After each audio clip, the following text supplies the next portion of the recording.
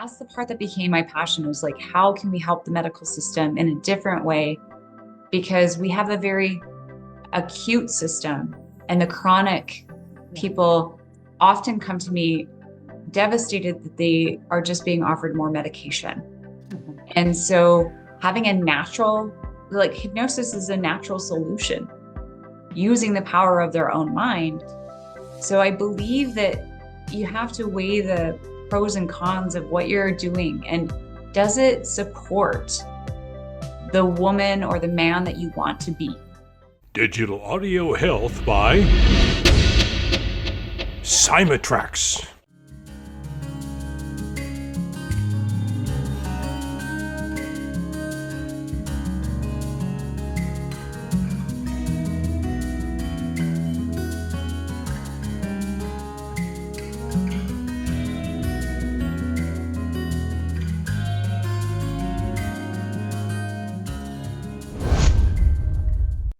I'd like to welcome to the show Trisha Fuller, who is a hypnotist, trainer, and international speaker. Welcome to the show, Trisha.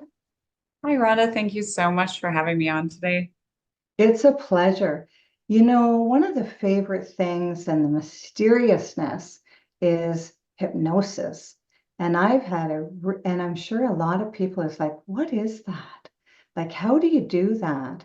And is it real? So can you let our audience know a little bit about what you do and about this word hypnosis? Right. Before I explain the word hypnosis, because the truth is it's actually the wrong term, and I'll explain that in a moment. To simplify this, to explain what hypnosis feels like, if you feel comfortable, Rhonda, just go ahead and close your eyes for a second. Just for a second. Oh, goodness, I'll be out. Yeah, no, I promise. And now go ahead and open your eyes. And that's a lot like what hypnosis feels like. You shouldn't expect to black out. You will be able to hear and understand. And what most people don't realize is that all hypnosis is self-hypnosis. You're doing it to yourself. So a great example of this would be like, have you ever driven somewhere, got there, and not remembered the last 5 minutes of the drive? Right. I don't recommend it, but it does happen. It's called highway hypnosis. So hypnosis is the ability to focus on one thing to the exclusion of everything else. And what that really means is a fancy word called monoideism, or singular thought. Now, the original person who coined the term coined it hypnosis, and hypno in Greek means sleep, but you're not asleep. You're completely conscious, and you will remember and retain the information if that is what your subconscious intends. But after a while, he realized it's not sleep at all. And I really wish I would have called it monoideism. So it's a brainwave state where our brain is able to process only like one thing, where it doesn't. Right now, we're in something called beta brainwave, and it looks boom, boom, boom, boom, boom, boom, like kind of like a heartbeat, just really like jumping from thought to thought to thought to thought to thought to thought. And the state below that is called alpha. And it's associated with prayer or meditation. And it has like these peaks and valleys like this, where they're still going up and down, but it's not as frequent as like our conscious conversation right now. Then we have the state underneath it, and it's called theta. Theta is most commonly associated with hypnosis, and it is even slower and wider. So which means you're achieving that singular thought and a single idea. Underneath that is delta, is sleep, and then a flat line. Well, that's, same as in the movies for hearts. It's not good, so you want to have some frequency in order to have that brainwave state, but it is a brainwave state that achieves singular thought or singular focus. So if a person's ever lost track of time while doing anything, shared an emotion during a movie, that's achieving those singular thoughts. And that is the hypnotic state. Another example of hypnosis would be like trying to forget your ABCs. You just, it's automatic. It's a brainwave state. You can't unknow it once you've heard it. Even if you're trying to find out where a letter is in the alphabet, the song automatically starts playing. So it's a conditioned response to some extent, but it's a singular focus of the mind. So there's lots of everyday waking states of it. But what we're doing with this is utilizing it to help people to focus forward on looking at their future and attaining a resource state that their brain already believes has happened so that they can actually get to that goal. So they can manifest it? It's more than manifest. It's like actually, you know, yeah, what some people seem to think is manifesting is just like thinking positive intentions. But the truth is this is more like making a virtual movie in your mind of exactly how you want things to go. So you'd see it, you'd hear it, you'd feel it. That is VAK, that's the structure of genius. But then you could also add like smell and taste and make it so real to your nervous system. Your nervous system already believes it's happened. Mm-hmm. And what's cool about that is the mind doesn't know the difference between real or imagined. You could close your eyes and imagine that you walked up a set of stairs right now, or you could go and actually walk up a set of stairs and your brain perceives both as real. And that's where the magic comes in.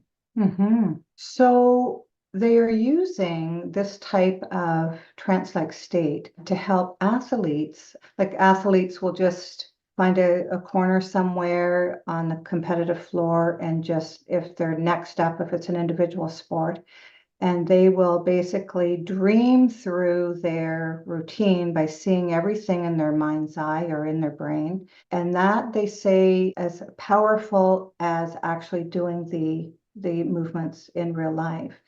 So talk to us about that. How does Right. that work?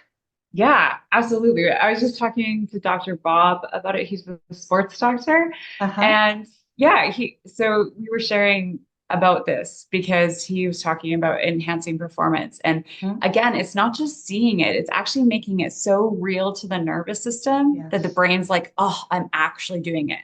And I refer to this as perfect practice. Yes. So if you do this like a virtual movie where it's so real to your nervous system and you do it exactly how how you want it to go, not like when you practice every day where you like have little trips and falls, but like you do it exactly how you want it to go, then your mind goes, oh, I've already succeeded.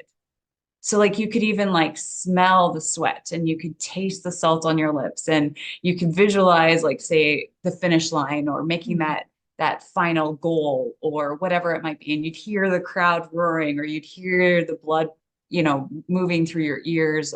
You'd hear your breath and panting and feel the adrenaline coursing through your veins. And all of a sudden it just becomes so real that the mind is like, oh my gosh, yes, this is exactly how I'm going to do it. And then it just takes action on it. It's really powerful. Yes, what you're talking about is next level. And once the person learns how to utilize this, they really can make some magic and some new headway in their life. And have they done research on it that it actually, that practice in the mind is actually changes the scores on the scoreboard? Like, have they done studies on it or not? I'm not sure on that, but I mean, it's testimonials from athletes, right? Yeah, exactly. Mostly, you can't control a whole team. You can only control your part in it. Right. Right. And usually when athletes are doing that, like especially for a team, they'd have like different scenarios that they play through. If this happens, I do this. And if this happens, I do this.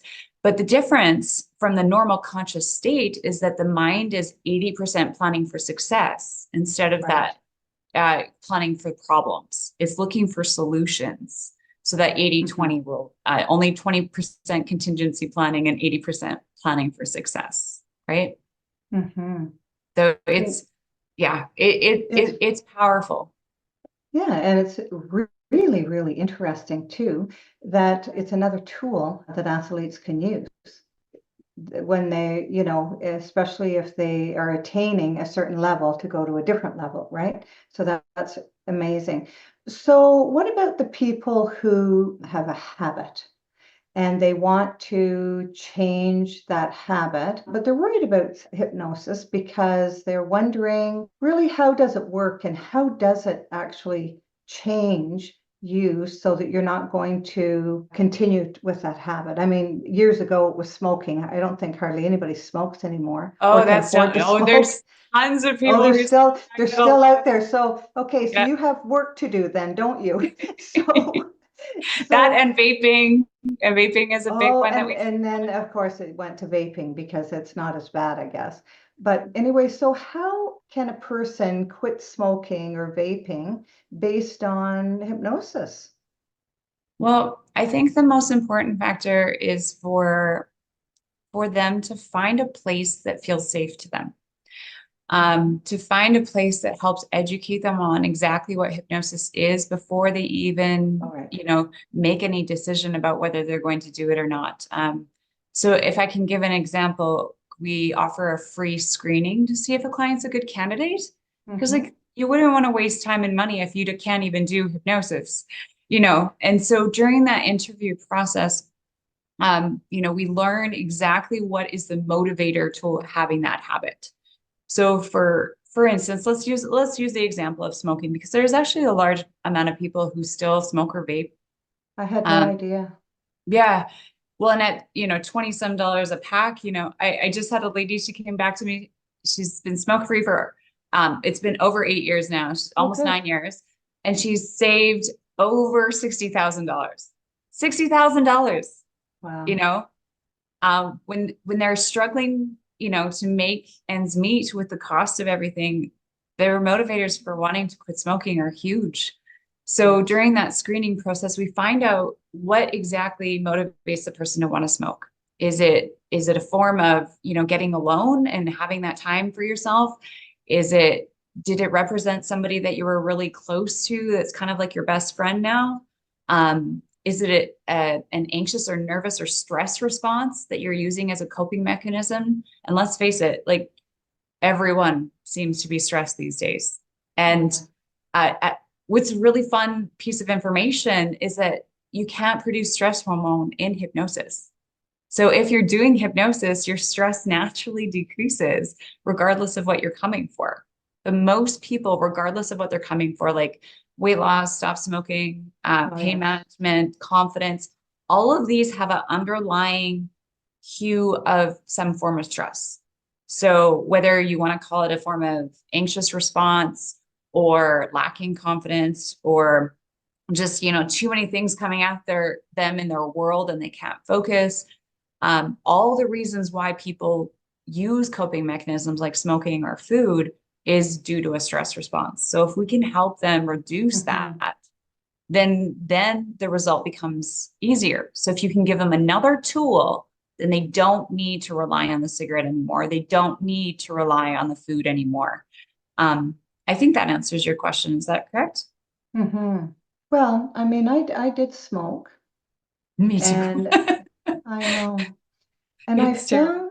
I found that what I missed when I quit, well, first of all, I thought I would lose my mind when I quit because when I quit, I quit. I didn't, go from 10 cigarettes to 8 to, I didn't do that to Yeah. trick myself.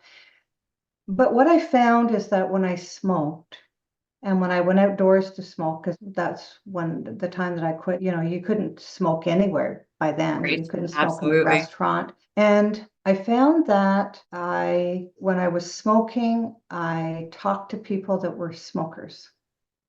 Right. And we would have a conversation, and it was just so easy to have a conversation with the smoker because you have something in common and you're Right. mirroring each other by putting, your A your great fingers to example of your mouth. rapport, Yeah, right? yeah. So now you're in rapport and now you Yeah. have a best friend.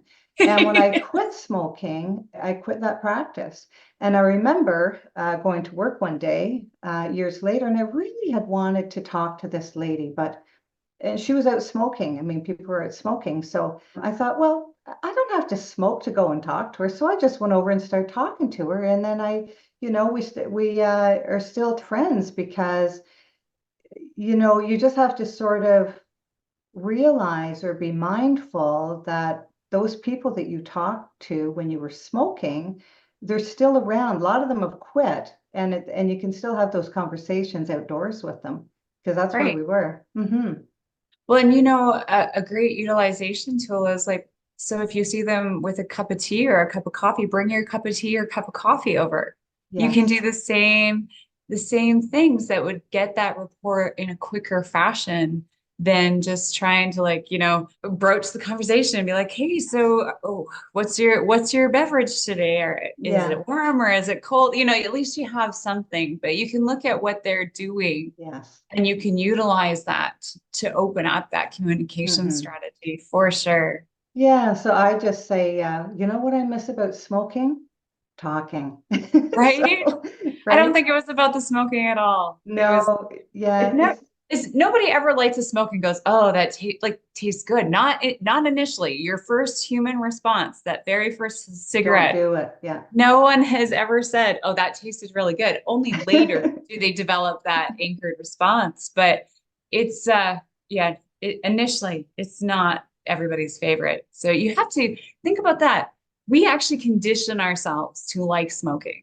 hmm So Well, therefore, it's a belonging, right? It's yes, everybody. When I started smoking, almost everybody was smoking. We're smoking in restaurants. We're smoking everywhere we went. It was great. You could smoke on I'm not sure about the plane, but a train you could still smoke. yes, But yeah, so I mean, it was easy to smoke, and then they made it difficult to smoke. yes. And very like ostracizing. Ostracizing. I got a lot of people that come in, they're like, I just feel like that dirty old person sitting on the curb, Oh my and they're goodness. like, I don't want to be looked at that way anymore. And I'm like, okay, well, that's Yeah, something we can work with. yeah, you So went from cool to, people are trying not to look at you, right? yeah, Or yeah. be around you because you don't want the secondhand smoke. Yeah. I Very remember interesting. my toddler going, what's that smell? Oh, I know. It was literally my main motivator because she'd curl up her little nose in a weird little way. And she's like, what's that smell? And it wasn't even that I was smoking in front of her. It was just that, I smelled after I came back from the smoke. Yeah, it's on your breath, it's on your clothes, that's the smoking, right? Yeah. So, how did you end up taking up the profession of hypnosis? It was redundantly put at me. I succeeded finally with hypnosis by having a natural childbirth after two cesareans.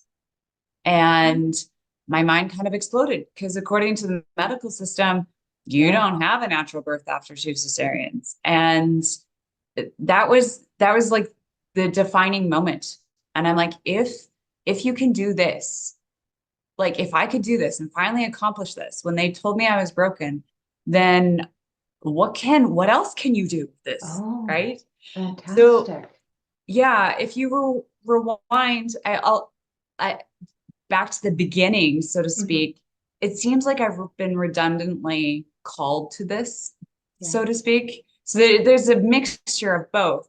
Like I remember at 20 years old, we go back to the smoking conversation, going into a hypnotist or a hypnotherapist at the time, and she made me cry for an hour and then told me to close my eyes with no explanation of hypnosis or anything else and thought I could relax after making me cry for an hour. And I say make because it really felt like somebody was like poking me with like knives and like obtrusive questions. Instead of like being on my side, it felt very invasive. And it felt like she wanted to analyze me more than actually help me provide a solution. So by the time we got to close your eyes and relax, well, there was nothing of it happening. And I promptly left that session, blew my $200 and, went and lit a smoke because I was just like, this is ridiculous. You're so And then, stressed out. yeah, I was just like, this is ridiculous. Oh my And gosh. I fast forward, I want to say it must have been about 15 years because it was with my second daughter. And I had already had the first cesarean, and I thought, okay, well, I'm going to try some hypnosis again because I was getting a little bit desperate. I was like a little bit scared, and the pressure was on me. And there's this weird thing that happens with women, and they feel that there's this weird marker of maturity if you can do this or you cannot do this, or at least that's a perceived pressure that I see a lot of women have. And so I found this book, and the book had, I'm going to call it two florally audios that was mostly just visualization more than hypnosis. And, I thought if I read that book and listened to the CD, then I was going to magically succeed. Well, I never put any skin in the game. And Mhm. let's just say I repeated the same thing that happened the first time. And I came out of that and I I was low. I was sad. I was like, I felt like a Mhm. failure as a, you know, a woman, so to speak. Mhm. Mhm. So fast forward to that third childbirth, and I'm like, darn it, I'm going to do this better. Yeah, there You you know, go. and I was determined. And so with the Master Hypnotist Society, that's the organization that I train through. Scott McFall always says hypnotic depth is directly dependent on need. So there's no such thing as like an actual like depth meter, so to speak. Mm. Depth is dependent on need. And I needed this win. I needed this in a very profound way. And I found a hypnotic childbirth program called Hypno Babies, where it was complete prenatal education as well as hypnosis for childbirth. So between the two, where you get that next level education as well as weekly audios and weekly assignments and continued practice, I succeeded. And Wow. this is exactly like lifting weights. Like you can't lift weights once and get a beautiful muscle, can you? No. And that's the delusion with Mhm. hypnosis is that, you know, you just do it once. But no, this is the muscle of your mind. And I continually worked on it and worked on it and worked on it. And did I mention I covertly accidentally forgot to smoke? Like it solves my birth issues. I Ah, had a natural childbirth. I quit smoking. I ended up becoming an instructor in the program. I solved stage fright. Solved sleeping issues. I solved like everything that, and I use it to, you know, maintain a healthy weight. Like it became part of like everything in me. Like I don't know where hypnosis ends and I begin. Like it's just a mhm. beautiful infinity symbol. So I know you've mentioned, you know, are you crafted or, you know, were you guided into this? And it's definitely a little bit of both, but I had to have that initial spark and there must have been some kind of magnetism to it. Otherwise I wouldn't have kept on going back Yeah. to it, you know, and I'm drawn to people's success with hypnosis. It's, you know, it's 14 years. It's been 16 years since I had almost 16 years since I had that youngest daughter. And I I don't know my life without hypnosis and NLP. It's just who I am. Wonderful. That's fantastic. So, are you able to help a person if they want to, let's say, find out if they had a past life? Like, are you able to do past life regressions? And if so, what sort of, where are you tapping into in order to find that out? That is a very loaded question. Is it? Um, Okay. yeah, I'm not going to dispute whether that's a um, viable option. Okay. Um, Most often, we don't we in our team we do not address it at all Okay. because this is future focused. We are outcome based, Okay. and you cannot drive down the highway looking in the rearview mirror. So it doesn't really matter what kind of regression work a person is doing. Um, they will never ever be able to prove whether or not that is real. And Yes. that is a real problem because there is a ton of practitioners who have accidentally embedded suggestion or memories that did not exist. Because, like forensic hypnosis, they asked questions that were leading instead of um, real. And the truth is you can't prove it ever. Yeah. Your mind isn't a video camera, even if it's not in this life. And I'm not here to, you know, condemn or condone. I just know that everything that we're focusing on is helping a person look forward to chasing the life that they want. Mm-hmm. And we help them heal using like Ho'oponopono or forgiveness strategies or Okay. timeline Mm-hmm. technique to help change the memories or facilitate healing in some way, shape, or form. But knowing content is irrelevant to change. Context is always more important than content. So if you go from that perspective, it's easier to help a person move forward rather than look retrospectively in that rearview mirror. Mm-hmm. Interesting. Yeah, that's very interesting. I wasn't sure about that, if that was part of something that you did. I know that a lot of people are very interested in knowing their past lives and what that might have been like. So I guess there's a whole science of that. There is, I'm going to put a little caveat on that just because I've seen a lot of people who have come in essentially traumatized from what they discovered. Oh, jeepers. And the practitioner didn't fully understand how to help them heal and move forward from it. Oh, okay. So they've elicited something that essentially could potentially have been false, becomes an implanted memory that the person truly believes happens, can actually do more damage rather than just assuming that we are born the exact person that we are meant to be, that we have the skills and tools that are, presented to us when we are ready to receive them, and that we can utilize that to move forward and create the life or become the architect of the life that we desire. That seems to be a little bit more healthy, but I have worked with a ton of people where I've had to help them let go of those elicited memories that they can't even prove were real or not real.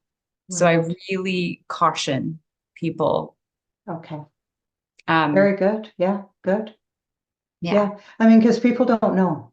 I mean, they have psychic fairs all over the place, and they have people who are there who do past life regressions and all sorts of things. And, you can buy all kinds of different crystals, whether they're real or not, or manufactured or altered or whatever. So it's just interesting to know, because I always say, people listening to this, and they are interested in past life regressions, and then they hear what you have just talked about, they might say, oh, I hadn't thought of that. I just thought that the people who did this knew what they were doing. You bring me to my passion. My passion is educating people about this. This is why I do hypnosis training, and this is for personal or professional use. So some people just come learn hypnosis so that they understand exactly how to do it and help their family and friends. And other people want to add it as a skill. So like in nursing, massage, and anything having to do with teaching or counseling, that this is an added skill, right? So this is essentially why I actually became a trainer, because the original training system is, it's so varied and there's no consistency in it. And for example, the original association that will remain unnamed did not hypnotize me and did not do hypnosis, make me do hypnosis to anybody else, which is the same as, a doctor doing surgery and never having done surgery, or a massage therapist never having received a massage. And it's mind-blowing that you can take a lot of these trainings and get, certification, and there's no accountability in it. And we really want to make sure that students and professionals and just average people learn this as a modality that can actually help people within a scope of practice that is very safe. So even if we loop back to that original conversation of like, how should they go about, discovering if hypnosis is right for them, make sure that you're with a practitioner that actually offers some kind of free consultation and some kind of educational opportunity for you to know, well, can I be hypnotized? Is this good for me? What is the outcome with this? Right. So, making sure there's people trained in this who know what they're doing is really, really important. And it is super near and dear to me, because I was shocked. I was literally shocked that I got a certification. I did an exam, and then I was sent out in the world to do 200 hours with nobody ever having witnessed what I could do or not do. And that was shocking. That was shocking to me, because I came from the medical system originally. I used to be a lab and X-ray technician, and I'm used to rules and structure and accountability. Like, they had to prove that I could do X-rays. They had to prove that I could take blood. And that's what we hope to do for our students, is make sure that they actually know what hypnosis is, where its parameters are, what's safe, what is good for everybody to utilize, and go forward from there. Excellent. What's really important now, and a lot of people are doing, is speaking. Mhm. And so they're, figuring out a speech but what haunts them is getting up on stage Stage fright. Yes. and actually delivering it. And Yes. sometimes this fright has come from a long time ago Mhm. when we first maybe were on stage and we're terrified. Not terrified, but nervous. And then what happened is you said, "Oh, I was nervous." Goes, "Oh yeah, you really look nervous." And then it's laid down layer upon layer upon layer about how nervous you were. So the next time there's an opportunity, you don't even put your hand up because you don't want to be nervous. Because now that level of nervousness, which is Performance anxiety. everybody has, Yes. now becomes fright. And now you have stage fright. Yeah. So talk to us about that. We're just curious about that process. Right. And the truth is, stage fright is the same as performance anxiety, like for sports, is the same as like phobia for driving or flying. All of them are the same. There was always Mm-hmm. an initial response that happened. And then we have to teach the nervous system a new way to respond. So it's Okay. not, it doesn't have to be even deleting any information. What we can do is actually just turn down the intensity of that and then give the brain a new route to go. So if you think of this like Google Maps, you have to put in your destination. You have to say how you want it to go. And we talk about like reframing, we talk about changing the actual suggestions that you use, which is a form of self-hypnosis. So if a person says, "I'm scared on stage," that's a direct suggestion to the brain to be scared on stage, right? So even if they began to change and change the sentence structure to be a suggestion that would be useful for them, they could say, "I'm calm and I easily communicate on stage," is a very different suggestion. So if you begin to just think of different things in a different way, that begins to change that route in the brain. And then, like I said, through the repetition of doing the hypnosis, like lifting weights, they begin to have a new resource state. So they can bring in, say, something that they're really confident in, like it could be like they could be really good at doing a sport, or they could be really good at doing math, or they could be really good at doing hair. It doesn't really matter, but we use that resource state from something that they're really good in, and we bring that into, for instance, like stage fright. And we can bring that confidence that they feel somewhere else, and we can teach that part of them being on stage to respond in a different way. Or we can help them diminish the old behavior, kind of like, well, let's face it, when most people in North America are little, they believe in something like Santa Claus, right? They believe it for a period of time, but eventually the idea of Santa Claus becomes small, right? It's just not useful anymore. So we teach the subconscious mind to make it not useful anymore. That old Mhm. response of being nervous on stage, right? But the first step in that would be changing what they're saying to themselves, because we're our first hypnotist. So if they keep on saying that they are scared, they will always be scared. So even if we help them flip it, a great example of that would be like when I'm working with pain management clients, they'll come in and they'll be like, "My pain, oh my God, it's so intense," and they keep on saying the word pain over and over and over again. And I'll say, "Okay, well, say the word pain 10 times and tell me what happens to your pain level." And they'll tell me, yeah, it like goes up like 20 to 30% just because of one word, right? And I'm like, Yeah. "Okay, well, what if we change that word to discomfort?" And they're like, "Okay." And I'm like, "You understand the root is comfort. The brain doesn't process the word dis." And if they just change the word to being honest, yeah, they're not feeling great, and they say discomfort, they actually lower their stress response or their pain response, and they actually feel more comfortable. So just even changing and playing with words and word connotations can help this person feel more comfortable on stage. So just an arbitrary example of this, don't think about a dog. What I just make you think about, right? A doll. Right. Just because you put the word don't in front of it doesn't mean you don't think about it. Mhm. So everything that we think, say, and imagine is a form of suggestion. Everything that we do is a suggestion. So if we can change those words, if we can change our thoughts in our head, that's the beginning process of utilizing a different strategy for getting up on stage. Yeah, as you said, we're hypnotizing ourselves. That's right. All day long, and we don't even know because we're not mindful that that's what we're doing. You're listening to Courting Your Soul with Rhonda Grant, whose podcast has been treated with digital audio health by my sponsor, cymatrax. And today I have the wonderful pleasure to interview Trishafuller, and she's going to let you know how you may reach out to her. Yes, so the easiest way of reaching me on all my platforms would be to go to the website learnhypnosis.ca. And on there, there's a contact form. There's also a place for you to receive a free gift. So if you would like to put in your email in there, I'll send you a free gift, a free hypnosis audio, probably to see how you can calm down your nervous system. There's contact information on there. There's phone number and email. But like I said, the easiest way to get a hold of me is through the website, learnhypnosis.ca. Yeah, and all my profiles are on there.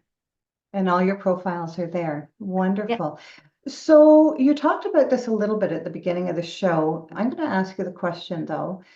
Do you feel that you've been called to your journey, crafted it, or a bit of both? Definitely a bit of both. I really do believe there's a magnetic, I've been drawn to it, that I've succeeded only once out of the 4 times I tried before I ever started training in this. I kept on relentlessly going back. And even though I didn't succeed, I kept on getting called back to it. So it's definitely been, I keep on magnetizing myself towards it. But then once I get into it, there's a definite intention of crafting it once I've been excited or I've seen something cool happen with it that has taken me to the next level. So I first started as a Hypnobabies instructor. And then I started to learn hypnosis, and then I joined the Master Hypnotist Society. And then a year later, I was joined to be a trainer. So every year, not every year, every couple of years, it seemed I was presented with a new opportunity, but I had to, you have to do the work. It's just like anything worth doing. There's an investment of time and energy in it. So I think most people, there's some way that they've learned about it, and then they have to have that inspiration, and then they have to do the work to get to where they want to go with it. Were you this happy in the lab? No, no, you weren't. I would love to say that I was. The truth is, and the reason I'm asking that is because somebody right now might be in a job that they really don't like, and they're afraid to make that shift.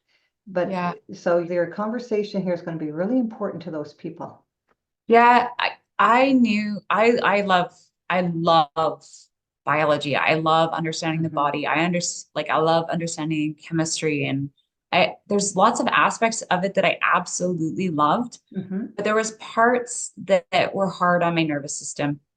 And once I knew what I knew about language and healing, and that even just changing the word from pain to discomfort, could make a person's experience in the hospital so much different.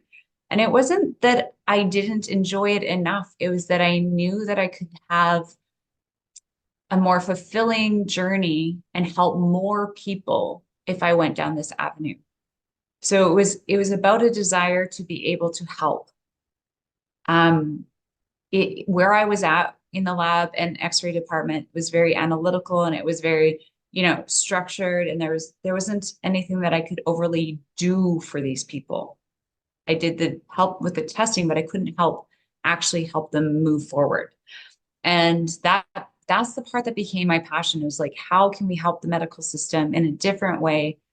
Because we have a very acute system, and the chronic people often come to me devastated that they are just being offered more medication. And so having a natural, hypnosis is a natural solution using the power of their own mind. So I believe that you have to weigh the pros and cons of what you're doing, and does it support the woman or the man that you want to be. So the most powerful question any person could ask themselves is, how do I want this to go? And with that, like, to begin with the end in mind, you know, it is the key. Like, how do you really want your life to go? What do you want to have accomplished? And this gave me more opportunity to actually help myself, help my family, and help others. Mm-hmm. So a person might ask, where did you find the courage to make such a shift in what you were doing? It wasn't overnight, and it was slow, and Okay. it was steady. Even when I was working in the hospital, started to teach through like Red Cross and Heart and Stroke. And so then I started teaching the Hypno Babies course and doing the hypnosis. And then I had a clinic as well that I only worked in, like, say, 1 day a week, as well as doing a part-time position, right? And eventually it was like there was just too much, right? Yes. But Yeah. because I had had some individual success, and it's kind of like a braiding thing. Like, I had to like braid all the aspects together and take the knowledge from here and bring it over here, and then so on and so forth. But eventually, because I did it slowly and I just like integrated it into my life, I believed in it. It wasn't like just like a rip the Band-Aid off thing. I had, some success with clients. I had some success with, people having natural childbirth. And I had enough wins to believe in it. Mm-hmm.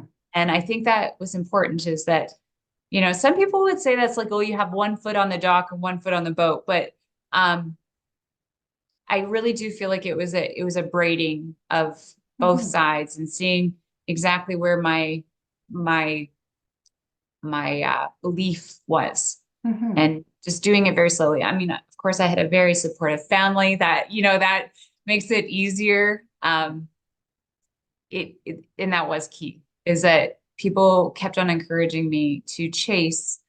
And the truth is, I live in a very rural community, and they're like, you're going to open out what in here with 900 people? Like, everybody did really think I was crazy. And, it took some confidence, and I definitely gained that through doing this self-hypnosis. Like, you have to believe in the win. Like, so an Olympic athlete doesn't go hoping that they're going to fail, right? They hope that they're going to win. And at some point I had to make that decision to chase the win instead of worrying about the pitfalls. So if a person's looking at doing that, that's the thing that I would like to resonate in their heart and their mind, their soul, is that you're planning 80% for success and only 20% contingency planning, because whatever you focus on will be realized. That it's a hypnotic fact. So if you expect success and take actions on it, you will achieve success. Yes, there'll be roadblocks, there'll be flat tires, there'll be, things that happen along the way. But if you expect to get to your destination, it will be realized. Wonderful. What extraordinary discovery have you found in your life? It wasn't, I don't know if I found it or they found me, or Yeah. but I landed at my very first Master Hypnotist Society training in April 11 years ago. And when I arrived, I was the only person who didn't know anybody, and they don't know how I got there or where I got the information.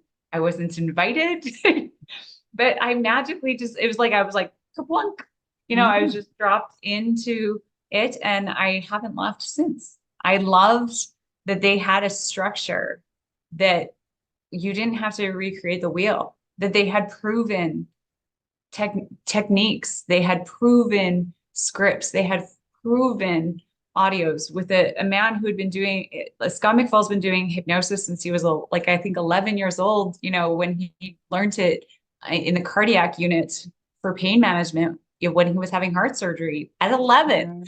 So, he had decades and decades and decades of experience. And then I was looking at all of these people who were trainers, and they had clinics, and they were helping thousands and thousands of people with a proven system.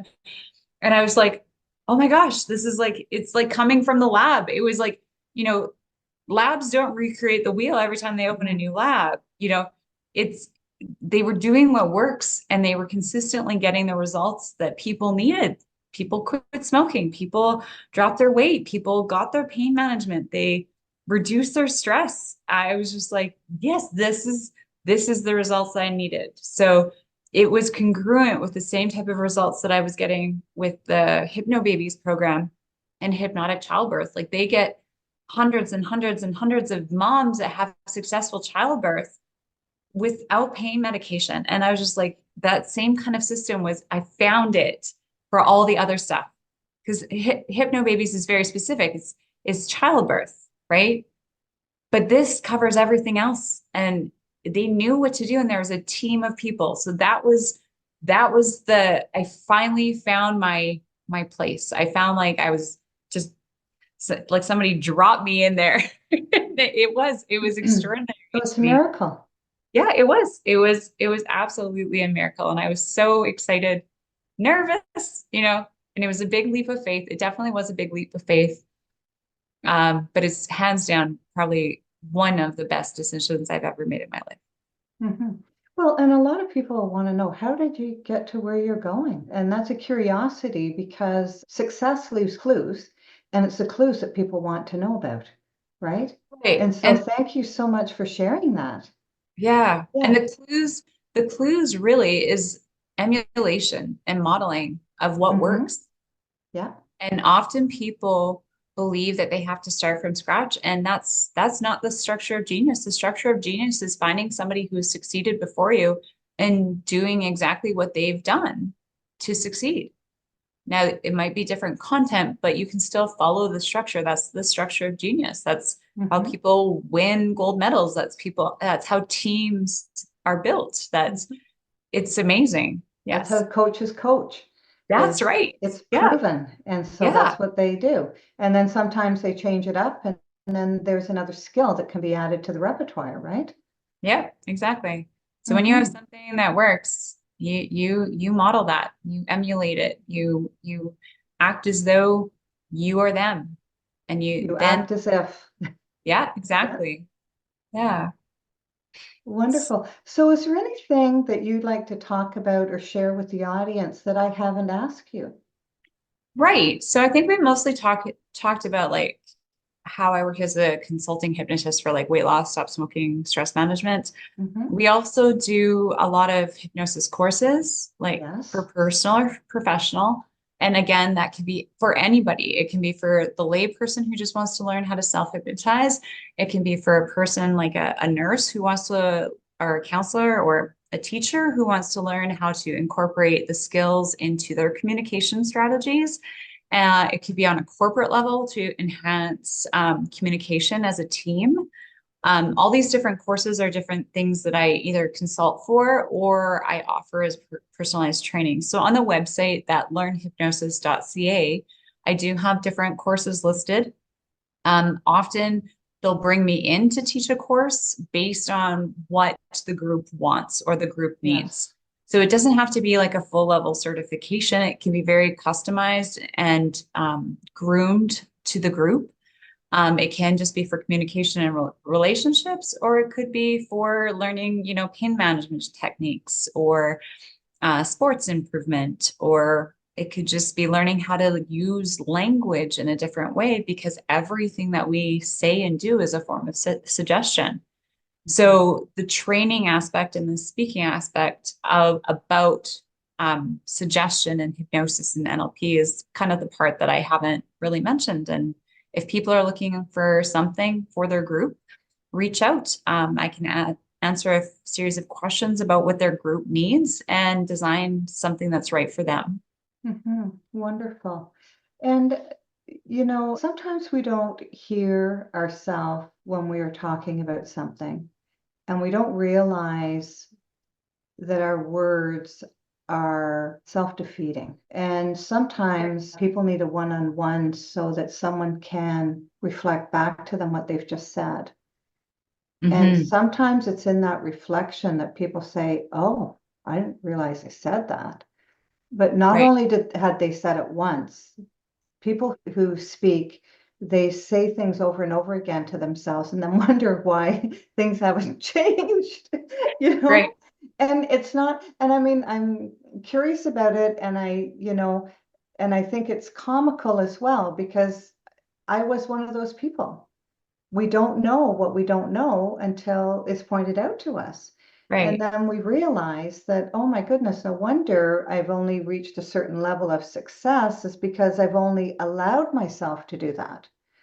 And people don't realize that that's what you've done to yourself. And so it's really nice to have somebody else's ears and eyes on you to help you just do some basic tune-ups with your voice, with what you're saying to yourself. It's just like a tune-up, do you think? Right. Well, absolutely, because being able to look outside yourself and see what's happening, you can't often read the bottle from inside. No, If you're I inside the bottle, know. you're like, until somebody goes, "Hey, you got spinach in your teeth," you don't really know that. And that's No. kind of like when we teach people to help correct their self thoughts, and we go, "Do you understand? You just told yourself how to have a problem," and they go, They don't know. it's like a light bulb moment for them, Mm-hmm. which, that actually might be one thing that I probably didn't mention, is that we actually work online. A lot of Mm-hmm. people think hypnosis has to be in person. So we actually work online from anywhere, and help people get outside of their own head so that they can have that objective view through like mentorship and coaching and even hypnosis and NLP. So there's so many different ways of approaching this, but you brought up such a powerful point, that those self thoughts, they are self-suggestion. Mm-hmm. They are your first and foremost way that you're hypnotizing yourself. So in truth, I'm helping you dehypnotize yourself from the track you're already on, because Exactly. it's like being on a hamster wheel. You just need somebody to stop the wheel and be like, you can get off now. Oh, Yeah. it's so fun.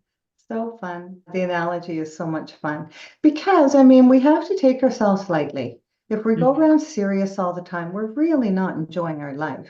We just have to say, oh, that's what I've been doing. I didn't realize it because I'm saying it. The best thing to do is, we all have an iPhone that we can record ourselves talking to someone, get the permission of the other person, just record a conversation, then listen back to what you're saying and how you're saying it, and what you are influencing, not only yourself, but the person that you're speaking with, right? Right, Yeah. absolutely. And And the truth sometimes it's is, really good. yeah. And what we need to step back and go is like, there's no need to feel bad about it. Like if you No. catch yourself doing it, like there's no place for shame and guilt and in adulthood. And there's no such thing as a mistake. There's only things that we learn from. And that is the part that projects us forward, is learning and changing and deciding, is this useful or is this unuseful? Mm-hmm. Listening to ourself, having that feedback and going, oh, turns out that might not have been as useful. So, okay, well, how could I do this better? And Yeah, again, self-improvement. that fundamental question, how do I want this to go? The forward Yes. thinking of, how do I want this to go? And what would that look like, sound like, and feel like if I got exactly what I wanted? Yes. Yeah. Beautiful. And we should start the day like that. Right? Yeah, with Yes. intention. Begin with the Yeah, end in mind. Yeah. exactly. Well, thank you so much for being on this show. I met you a few months ago, and so here you are, and it's been such a pleasure. And I'm sure our audience is going to love this, and they're going to reach out to you. So thanks so much. And thank you very much for inviting me to be a guest. And again, there's that free gift on the website at Yes. learnhypnosis.ca. If they want to get that free gift, they can just put in their information and I'll send it to them. Wonderful. All Thank right. you. Thank you so much. Have a great day, Rhonda. Thank you for listening to Courting Your Soul with Rhonda Grant, whose podcast has been treated with digital audio health by my sponsor, cymatrax. Theme song for Courting Your Soul is Sun on the Water, composed and performed by John Park Wheeler.